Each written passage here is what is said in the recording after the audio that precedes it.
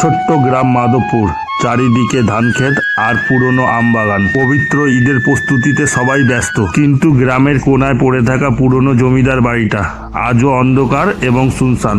বহু বছর পূর্বে সেই বাড়িতে ঘটেছিল এক নির্মম হত্যাকাণ্ড। জমিদার হাসমত আলীর একমাত্র কন্যা আয়েশা খুন হয়েছিল ঈদের দিনেই, বর কনে সাজাবার মুহূর্তে। কথিত আছে আয়েশার আত্মা বন্দি আছে সেই দিন থেকেই ওই পুরনো জমিদার বাড়িতে।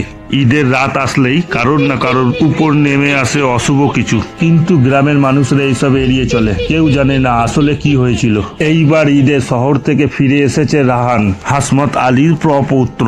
সে ঠিক করেছে বাড়িটা নতুন করে সংস্কার করবে। সে বন্ধু বান্ধব নিয়ে উঠে পড়েছে সেই জমিদার বাড়িতে। প্রথম দিন থেকেই সব অদ্ভুত ঘটনা ঘটতে শুরু করলো। আয়নার সামনে হঠাৎ অদ্ভুত ছায়া, মধ্যরাতে কারুর কান্নার শব্দ, বারান্দায় হেঁটে বেড়ানোর আওয়াজ। গ্রামে ঈদের চাঁদ দেখা গেল, সবাই আনন্দে মেতে উঠলো। কিন্তু সেই রাতেই ঘটলো অদ্ভুত ঘটনা। রাহানের বন্ধু সায়ন নিখোঁজ। সকালে বাড়ির পিছনে কুয়োর পাশে পাওয়া গেল তার নিথর দেহ। কি হলো তারপর দেখতে কমেন্ট করেন পার্ট 2।